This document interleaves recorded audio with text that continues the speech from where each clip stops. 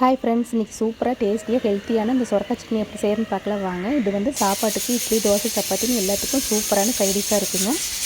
இதுக்கு முதல்ல ஒரு சின்ன சொரக்காய் எடுத்து இதை வந்து நல்லா தோல் சீவிட்டு நல்லா இந்த மாதிரி பொடியாக வெட்டி வச்சுக்கோங்க. நான் இன்றைக்கி சாப்பாடில் போட்டு நல்லா பொடிசாக கட் பண்ணி வச்சுக்கிட்டேன். நீங்கள் பெரிய சொரக்காய் இருந்தால் அரை சொரக்காய் போட்டால் போதுங்க. நான் சின்ன சொரக்காயினால் ஒரு சொரக்காய் போட்டிருக்கிறேன். அதுக்கப்புறம் ஒரு வடைச்சட்டி வந்து அடுப்பில் வச்சு ஒரு 2 டேபிள் ஸ்பூன் எண்ணெய் ஊற்றி ஒரு கைப்பிடி சின்ன வெங்காயம் போட்டு நல்லா வதக்கிக்கலாங்க.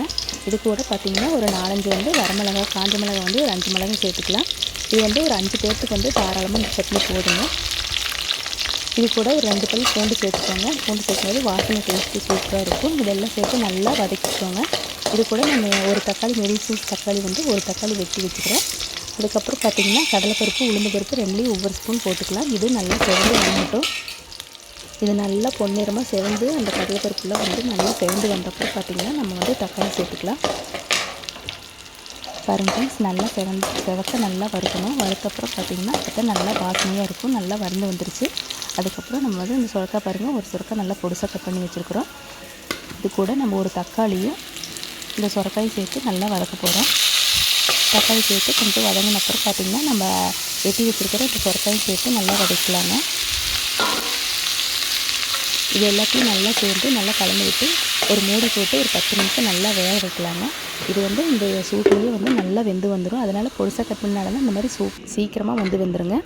பாருங்கள், சொரக்காய் ஒரு 10 நிமிஷத்துலேயே சூப்பராக வெந்து வந்துருச்சு. இது கூட வந்து நம்ம ஒரு கைப்பிடி ஒரு மூடி தேங்காய் போட்டால் போதுங்க. இது கூட ஒரு சின்னதாக கொஞ்சமாக ஒரு லெமன் சைஸ் புளி சேர்த்துக்கலாம். நீங்கள் வந்து புளி தேவையில்லைன்னா தக்காளி மட்டும் கூட சேர்த்துக்கலாம். இது கூட நம்ம தேவையான அளவு உப்பு சேர்த்து நல்லா மிக்ஸி ஜாரில் போட்டு நல்லா மையாக அரைச்சிக்கலாங்க. இது நல்லா சாஃப்டாக வந்து எல்லாம் அரைச்சி எடுத்துக்கலாம். அரைச்சி எடுத்துகிட்டு சட்னி வந்து சூப்பராக பார்க்கவே எவ்வளோ சூப்பராக இருக்குதுன்னு பாருங்கள். இதுக்கு ஒரு தாளிப்பு கொடுத்துடலாங்க. அது வந்து ஒரு டீஸ்பூன் வந்து ஒரு 2 டேபிள் ஸ்பூன் எண்ணெய் ஊற்றி கடுகு, உளுத்து பருப்பு, கருவேப்பிலை போட்டு நல்லா தாளித்து கொட்டிக்கலாம். எல்லாம் தாளித்து கொட்டினப்புறம் பாருங்கள், சட்னி சூப்பராக இருக்கும். இது வந்து ஒரு தடவை ட்ரை பண்ணி பாருங்கள், பிரகாசமாக இருக்கும். பார்த்துட்டு எப்படி இருக்குன்னு மறக்காமல் நம்மளுக்கு கமெண்ட்ஸில் சொல்லுங்கள். ஓகே ஃப்ரெண்ட்ஸ், இந்த மாதிரி ஹெல்த்தியான சட்னி குழந்தைங்க வந்து விரும்பி சாப்பிடுவாங்க. கட்டாயம் செஞ்சு பாருங்கள். வீடியோ பிடிச்சா லைக் பண்ணுங்கள். சேனலை மறக்காமல் சப்ஸ்கிரைப் பண்ணிக்கோங்க.